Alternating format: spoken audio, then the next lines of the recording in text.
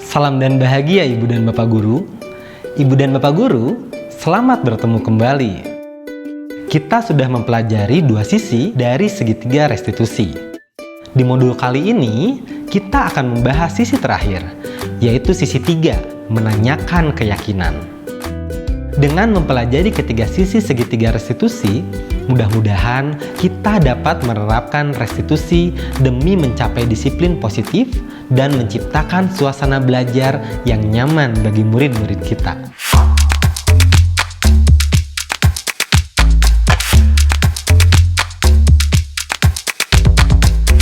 Ibu dan Bapak Guru, yuk kita mulai modul ini dengan mengingat perilaku murid-murid kita. Mari kita bersama-sama mengingat kembali, pengaruh apa yang membuat mereka melakukan sesuatu? Apakah karena kepercayaan akan suatu nilai atau karena pengaruh sosok penting? Pernahkah Ibu dan Bapak Guru melihat murid yang sangat pintar dalam bermain musik? Bisa menentukan not dan kunci hanya dengan mendengar musik? Pernahkah Ibu dan Bapak Guru menanyakan, mengapa ia sangat tertarik pada musik? Apakah ia memiliki tokoh idola yang memiliki nilai-nilai kebajikan yang baik untuk diteladani? Atau apakah Ibu dan Bapak Guru memiliki murid yang sangat murah hati dan suka membantu temannya? Apakah Ibu dan Bapak Guru pernah menanyakan alasannya? Mungkinkah ia diajari di rumah agar selalu berbagi pada sesama? Sisi 3 segitiga restitusi menyinggung mengenai gambaran internal yang ideal dan nilai-nilai yang diyakini bersama. Nilai-nilai keyakinan ini dapat berupa aspirasi sosok yang dicita-citakan oleh murid-murid. Nilai-nilai ini dapat pula berupa keyakinan yang telah disetujui sebelumnya, baik oleh kelas, keluarga, maupun sekelompok murid-murid. Misalnya dia mengidolakan sosok yang santun, jujur, berani, bertanggung jawab, dan lain sebagainya. Sejalan dengan teori kontrol yang telah kita pelajari sebelumnya, bahwa pada dasarnya manusia melakukan sesuatu karena termotivasi secara internal. Sisi 3 segitiga restitusi percaya bahwa nilai-nilai keyakinan atau aspirasi sosok yang dicita-citakan ini membuat murid-murid termotivasi berperilaku tertentu.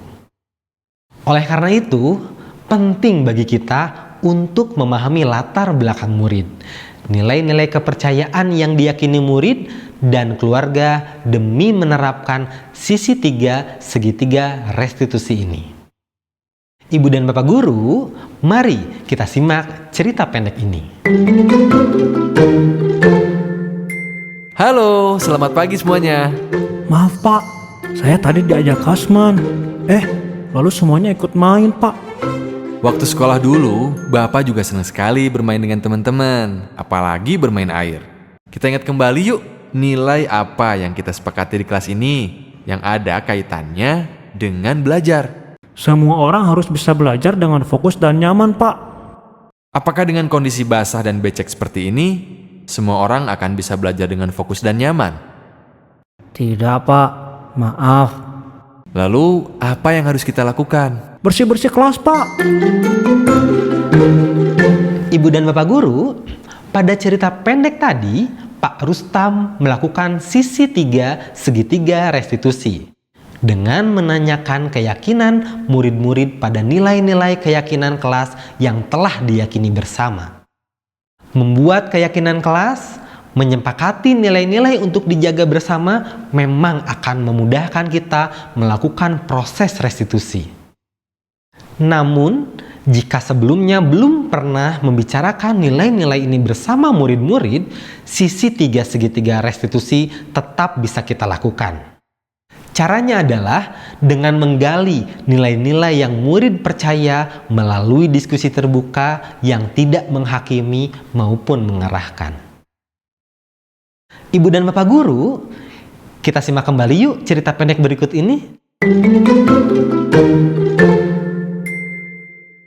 Nelwan, ada apa? Kenapa menangis? Saya diajak Marima, Bu. Katanya saya bodoh, tidak bisa membaca. Marima, betul kamu mengejek Nelwan? Dia memang tidak bisa baca kan, Bu?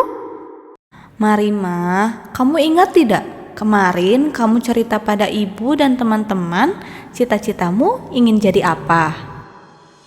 Jadi polisi, Bu. Keren. Kamu mau ingatkan ibu lagi?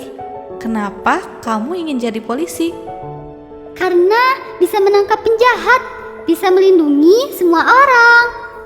Menurutmu, apakah mengejek Nelwan membuat Nelwan merasa terlindungi? Tidak, Bu. Dia nangis. Betul.